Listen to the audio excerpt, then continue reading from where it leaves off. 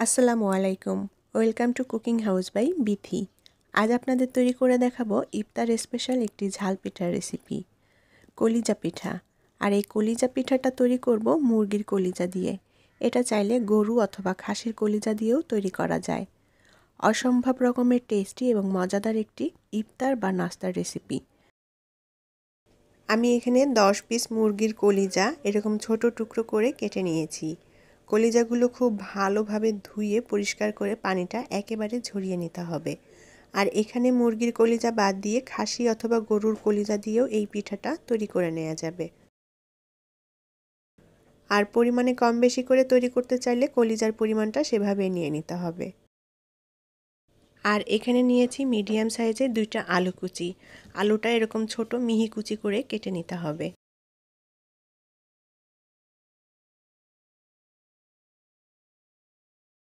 চুলায় একটা প্যান বসিয়ে এখন পরিমাণ মতো তেল দিয়ে দেব। এবার এর মধ্যে দিয়ে দেব 1 কাপ পরিমাণ পেঁয়াজ কুচি। পেঁয়াজটাও আমি একটু মিহি কুচি করে কেটে নিয়েছি।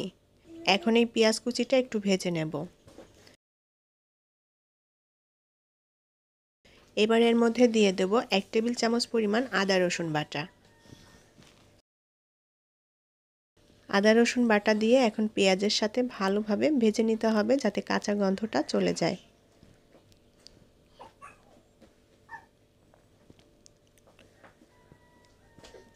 পেঁয়াজ আর আদা রসুন আমি হালকা একটু ভেজে নিয়েছি।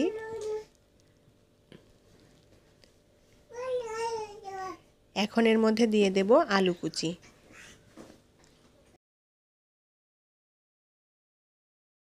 আলু কুচি দিয়ে খুব ভালোভাবে পেঁয়াজ রসুনের সাথে নেড়ে মিশিয়ে নেব। এবার এর মধ্যে দিয়ে দেব স্বাদ মতো লবণ। 1 টেবিল চামচ পরিমাণ দিয়ে দেব শুকনো মরিচ গুঁড়া। 2 চা চামচ পরিমাণ দিয়ে দেব ধনিয়া গুঁড়া।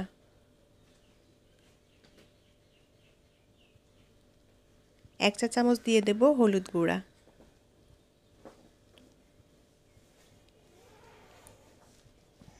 এবার আলুর সাথে মশলাটা ভালোভাবে নেড়ে মিশিয়ে নেব। এখন চুলার আঁচটা অল্প করে দিয়ে মশলার সাথে আলুটা ভালোভাবে ভেজে নিতে হবে। অল্প আঁচে ভাজতে হবে যেন মশলাটা পুড়ে না যায়।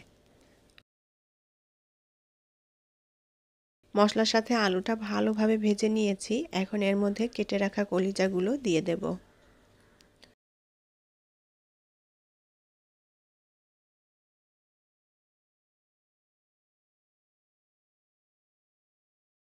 কলিজাগুলো দিয়ে এখন খুব ভালোভাবে নেড়েচেড়ে আলু এবং কলিজা একসাথে মিশিয়ে নেব। মুরগির এই কলিজা পিঠাটা খেতে কিন্তু খুবই মজার এবং টেস্টি। এটা ইফতার অথবা বিকালের নাস্তায় বানিয়ে পরিবেশন করতে পারেন, সবাই ভীষণ পছন্দ করবে। কলিজা এবং আলু একসাথে ভালোভাবে নেড়ে মিশিয়ে নিয়েছি। এখন আমি এখানে 2 চা চামচ পরিমাণ ভাজা জিরা গুঁড়ো নিয়েছি। এর থেকে অর্ধেকটা পরিমাণ দিয়ে দেব আর বাকি অর্ধেকটা পরে দেব। জিরা গুঁড়া দিয়ে আবারও খুব ভালোভাবে নেড়ে মিশিয়ে নেব।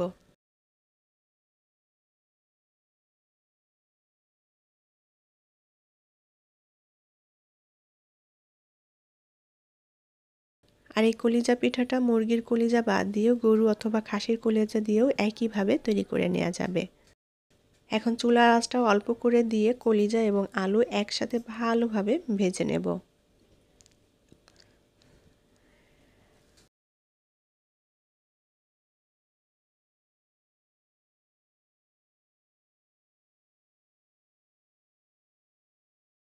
আমি 5-6 মিনিট অল্প আঁচে আলু এবং কলিজাগুলো একসাথে ভালোভাবে ভেজে নিয়েছি।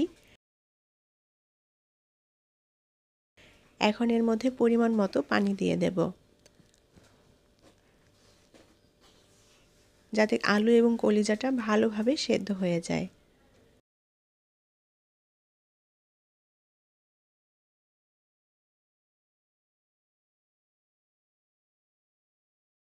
আলু এবং কলিজা সেদ্ধ হওয়ার জন্য যে পানি দিয়েছিলাম পানিটা প্রায় শুকিয়ে এসেছে। এখন যে পানিটা আছে এই পানিটা ভালোভাবে শুকিয়ে নিতে হবে। আর এই আলু কলিজার রান্নাটা একটু মাখো মাখো মতো হবে, সেভাবেই রান্না করে নিতে হবে। এখন এর মধ্যে দিয়ে দেব ভাজা জিরা গুঁড়া। আর দিয়ে দেব ভাজা গরম মশলার গুঁড়া।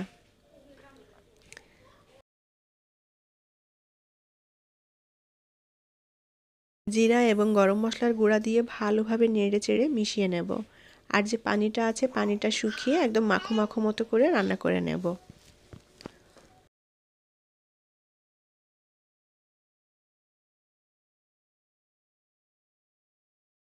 মুরগির কলিজা রান্নাটা প্রায় হয়ে গিয়েছে। কলিজাটা ঠিক এরকম মাখো মাখো হবে। আর যে পানিটা ছিল পানিটা কিন্তু শুকিয়ে নিয়েছি। মশলার উপরে তেলটা উঠে এসেছে আর কলিজাটাও মাখো মাখো হয়ে গিয়েছে।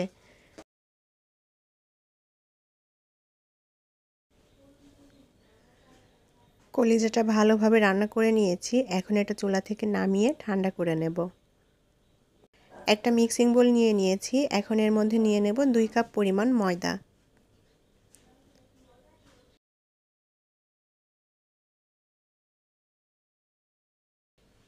1 চা চামচ পরিমাণ দিয়ে দেব লবণ।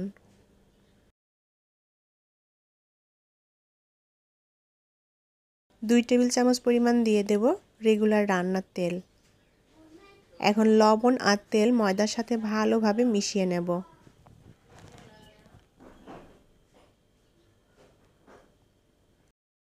ময়দার সাথে লবণ এবং তেল ভালোভাবে মিশিয়ে নিয়েছি।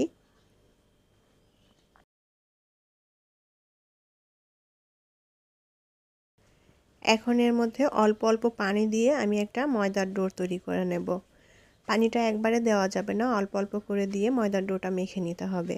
আর ডোটা খুব বেশি শক্ত আবার নরমও হবে না, মিডিয়াম পর্যায়ের একটা ডো তৈরি করে নিতে হবে।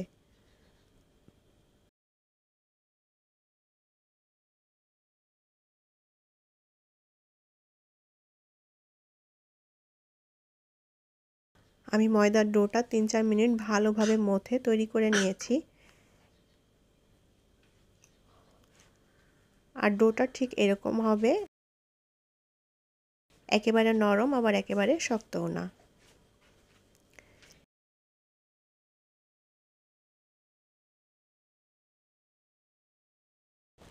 ডোর উপরে সামান্য তেল লাগিয়ে রেখে দেব যাতে ড্রাই না হয়ে যায়।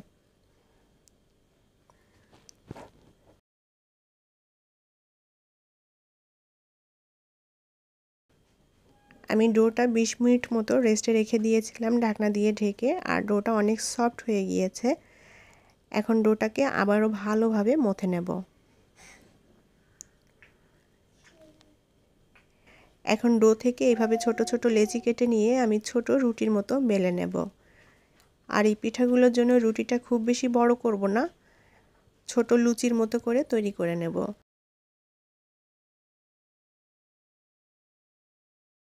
তবে এখানে পিঠাটা যে যতটা বড় অথবা ছোট করে তৈরি করতে চান সেভাবেই এই রুটিটা বেলে নিতে হবে।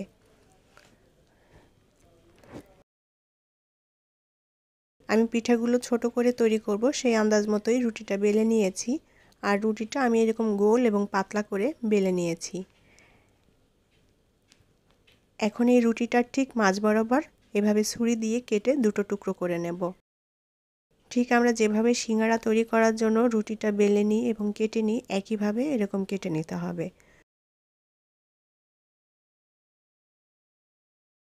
বাটিতে একটু পানি নিয়ে এখন এই কাটা রুটির অংশের এই পাশটাতে পানিটা লাগিয়ে নেব যাতে করে ভালোভাবে পিঠাটা সিল করা যায়। আপনারা জাস্ট ভালো করে লক্ষ্য করলেই বুঝতে পারবেন কিভাবে তৈরি করে নিচ্ছি। এই পিঠাটা অনেকটা সিঙ্গারার মতো, কিন্তু সিঙ্গারার যে ভাঁজটা এখানে সেই ভাঁজটা দেওয়া হয় না। কাটা রুটিটা 2টা কর্নার এভাবে লাগিয়ে এরকম একটা কোণের মতো তৈরি করে নিলাম। এখন জোড়া লাগানো অংশটা ঠিক এইভাবে একটু চেপে চেপে দিতে হবে যেন মুখটা খুলে না যায়। এখন প্রথমে যে কলিজাটা রান্না করে নিয়েছিলাম এটা ভালোভাবে ঠান্ডা করে নিয়েছি। এখান থেকে পরিমাণ মতো কলিজা রান্না নিয়ে এখন এই পিঠাটা বানিয়ে নেব।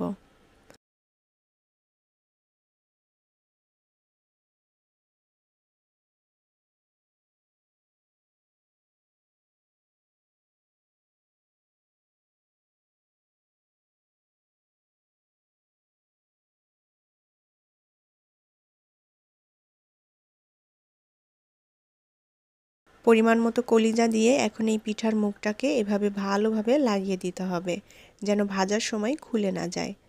একটু চেপে চেপে লাগাতে হবে, এতে করে মুখটা ভালোভাবে লেগে যাবে। এই কলিজা পিঠাটা আপনারা আপনাদের পছন্দ মতো শেপ দিয়ে বানিয়ে নিতে পারেন। আমি এরকম ত্রিভুজ আকৃতির বানিয়ে নিলাম। অবশ্যই পিঠাটার মুখটা ভালোভাবে চেপে চেপে লাগিয়ে দিতে হবে, তা না হলে ভাজার সময় মুখটা খুলে যেয়ে ভেতরে যে পুরটা আছে কলিজার সেটা বের হয়ে যেতে পারে। এখন এই পিঠার মুখটাকে একটু ডিজাইন করে দিতে পারেন, এভাবে হাত দিয়ে ভেঙে ভেঙে, অথবা নাও দিতে পারেন, এটা যার যার পছন্দ মতো, তবে দিলে দেখতে ভালো লাগবে। এভাবেই আমি সবগুলো পিঠা তৈরি করে নেব। পরিমাণ মতো তেল দিয়ে তেলটা গরম করে নিয়েছি। এখন এই তেলের মধ্যে একটা একটা করে পিঠা দিয়ে দেব। আর এই পিঠাগুলো ভাজার সময় আমি চুলার আঁচটাকে মিডিয়াম টু লো এর মাঝামাঝি রেখেছি। অল্প আঁচে পিঠাগুলো ভেজে নেব, যাতে উপরের দিকটা পুড়ে না যায়।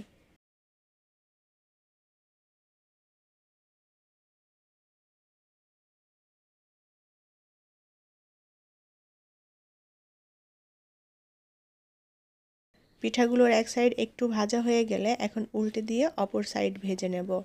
আর এভাবে 2-3 বার উল্টাপাল্টা করে দিয়ে পিঠাগুলোকে সুন্দর একটা গোল্ডেন কালার করে ভেজে নেব, বা এটা আপনাদের পছন্দ মতো কালার করে ভেজে নিতে পারেন। আমি পিঠাগুলোকে এরকম সুন্দর একটা গোল্ডেন কালার করে ভেজে নিয়েছি। এখন এগুলো তেল ঝরিয়ে উঠিয়ে নেব।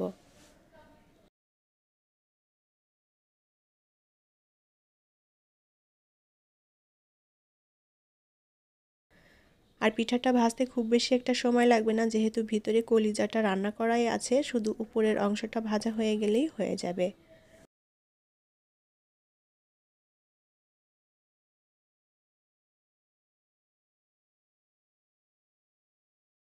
পিঠাগুলো তেল ঝরিয়ে উঠিয়ে নিয়েছি। এখন বাকি পিঠাগুলোও একইভাবে ভেজে নেব।